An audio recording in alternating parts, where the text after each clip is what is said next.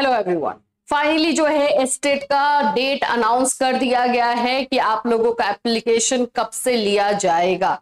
आपको भी पता है कि एक बार और डेट अनाउंस हुआ था, लेकिन लिंक ओपन नहीं हुआ, जो लिंक दिया गया था अप्लाई करने के लिए, जिसकी वजह से डेट फिर से बढ़ा दिया गया। तो चलिए, कब से अप्लाई करना है, क्या प्रोसेस आया है, सबको जानते हैं। और फिर अब इसका असर क्या आपके एग्जामिनेशन पर होगा, उस पर भी बात करेंगे।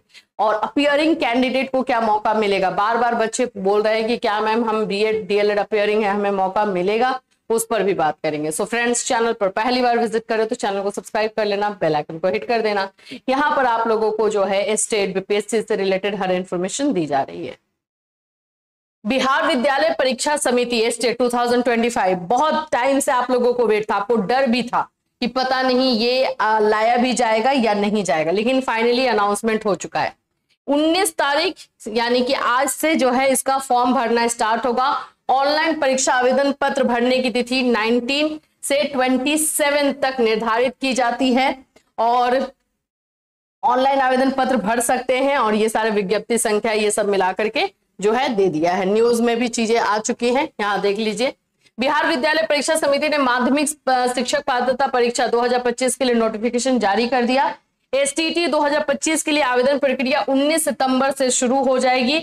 आवेदन की अंतिम तिथि 27 सितंबर है, ज्यादा टाइम नहीं दिया है। अगेन वही टाइम है जो उस समय था, ठीक है। इसलिए मैं बोल रही थी उस समय आप लोग पैनिक हो रहे थे कि नहीं ओपन हो रहा है, नहीं ओपन होगा तो डेट बढ़ाएंगे ये लोग, ऐसा थोड़ी है। इससे पहले समिति ने एसटीटी के लिए 11 से 19 सितंबर तक आवेदन प्रक्रिया जारी की थी, लेकिन तकनीकी कारणों से आवेदन प्रक्रिया को स्थगित कर दिया गया।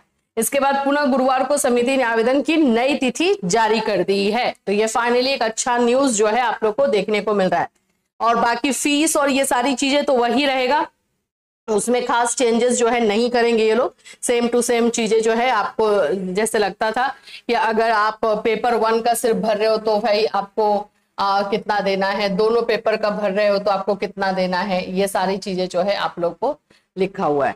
यहाँ पे देखिए, एक पेपर का अगर पेपर 1 का भर रहे हो, जनरल कैटेगरी है आप लोगों का, आपको लगेगा 960, है ना। दोनों पेपर 1 एंड पेपर 2, पेपर 1 और 2 का भरोगे तो आपको 260। 1 एंड 2 दोनों भर रहे हो, जनरल कैटेगरी हो तो 1440, यही है आप लोग का फीस। आगे आप लोग को वेबसाइट पर जाकर के देखना पड़ेगा, ठीक है। लाइफ टाइम वैलिड रहेगा, ये सब बताया गया है। आवेदन शुल्क जनरल ये मैंने बता दिया। महिलाओं के लिए अधिकतम आयु सीमा 40 वर्ष रखी गई है। जनरल कैटेगरी के मेल के लिए 37 है, जनरल कैटेगरी के फीमेल के लिए 40 इयर्स है।